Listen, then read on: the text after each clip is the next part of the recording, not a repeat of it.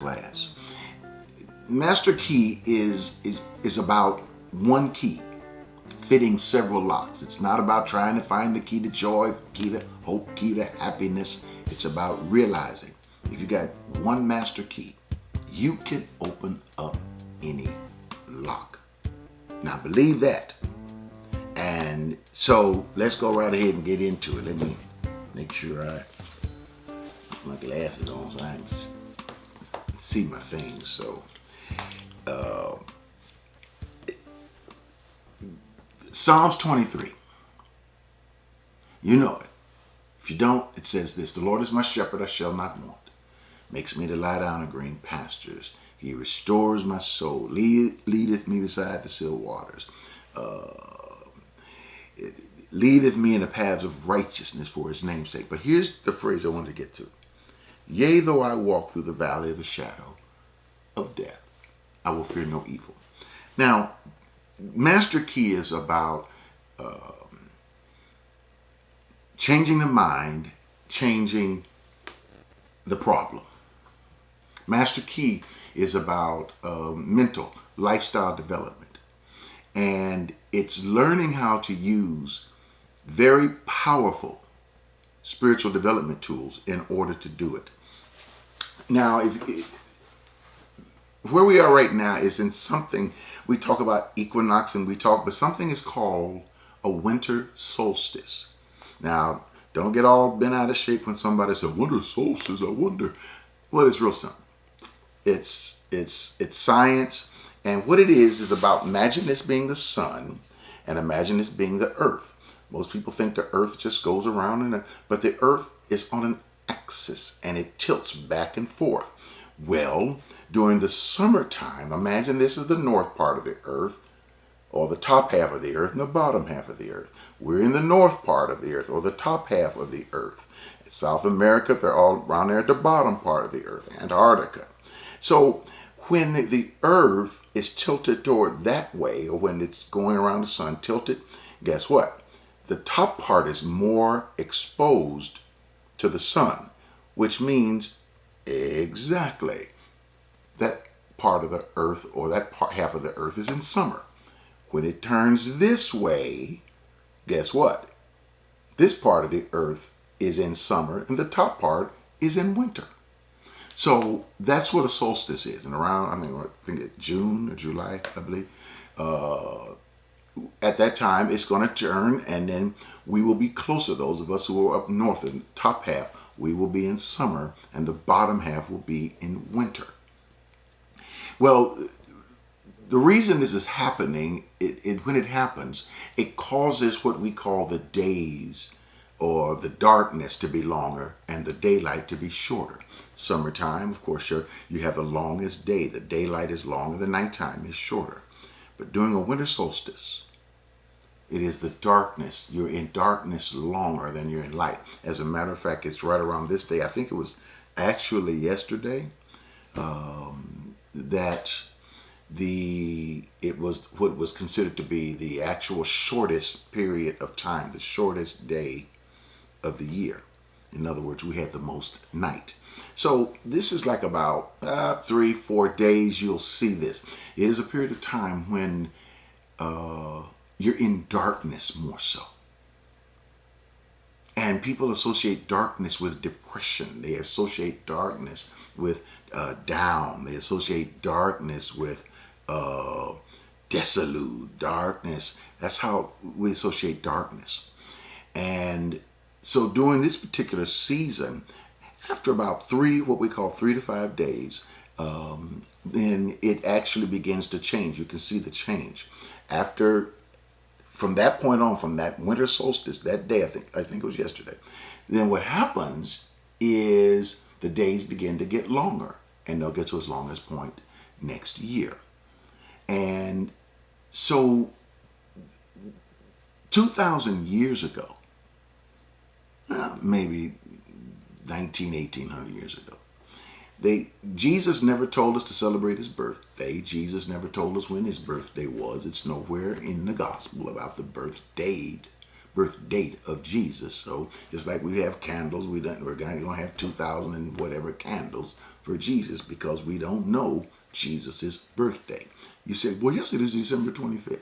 Well, December 25th was what was called the birthday of the sun god Ra, the S-U-N, not S-O-N, sun god Ra. It was Apollos. They worshiped the sun. The Romans at that particular time worshiped the sun. So the Christians were dealing with, hey, we got people who are now Christians, but they still worship the sun.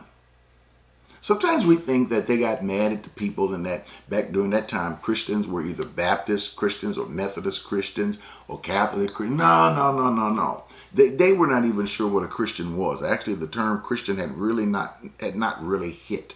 As a matter of fact, these days didn't start coming about till 200 or 300 years later. So here's what they did. They said, okay, people are worshiping the sun god Ra. They were having parties. They were in the street getting drunk. They were knocking on people's door and running away. And if you came to the door, they might throw eggs at you. It is a lot of crazy things. So during that time, people kind of stayed off the streets. And it was considered to be this time of celebration. So the Christians decided they'd do something about it. And here's what they did. They stole December 25th. And they said, from this point on, we are not going to worship the sun god, S-U-N, but we're going to worship the sun god, S-O-N God, son of God. And they just took the date. But what it was supposed to be significant of something. It was supposed to be significant of light coming in or of the sun rising. They just chose that date. So don't get hammered or get all bent out of shape because of that date. They chose that date during the winter solstice. And here's what happens. When we're in darkness, we have a tendency to think, oh, how horrible and how bad it is. But I know that some of you today have gone through some tough places in your life. This year, some of you have had people transition and cross over during COVID. Some of you have lost parents, friends. Some of you lost siblings. Some of you have lost spouses. And it almost seems like a dark place. And it is usually when we're in those dark places that people want to hurry up and get out of that dark place. I need light. I got to get out of the dark place. The dark place is horrible. It is destitute. It is sinful.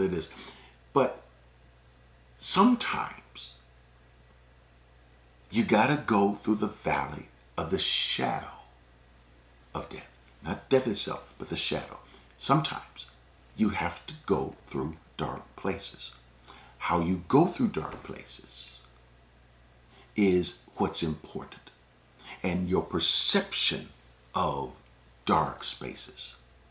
Do you know that in Psalms it talks about one of the things they use is that God is like a mother hen, and he covers us with his feathers.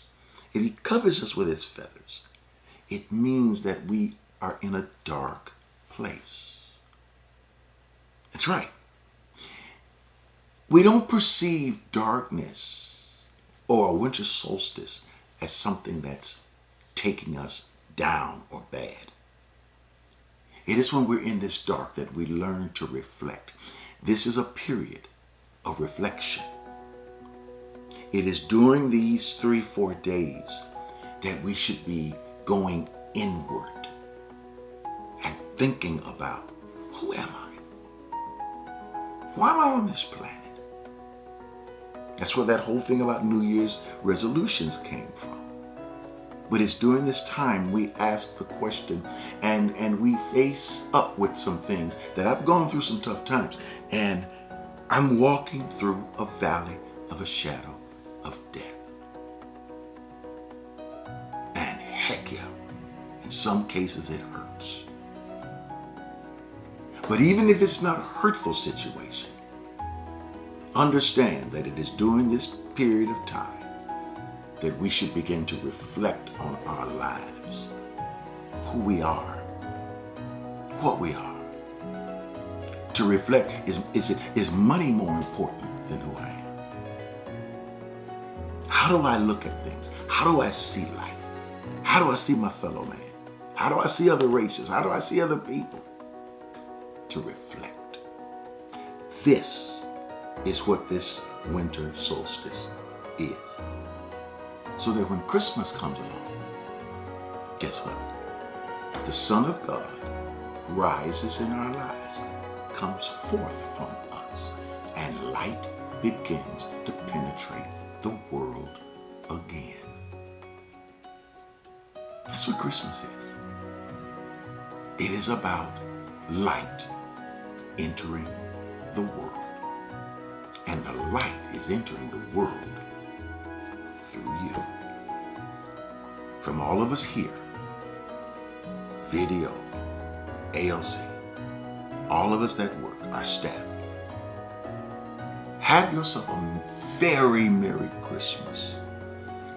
You say, well, it's not real. Yeah, but it's culture. And how we celebrate and be happy is what makes the real difference. God bless you. Love you. Enjoy your holiday.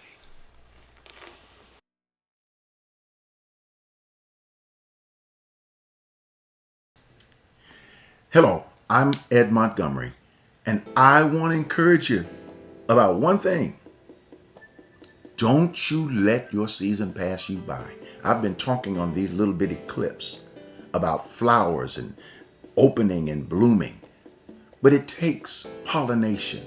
In other words, it takes somebody going from one flower to another flower, and that's somebody, little bees and things of that sort.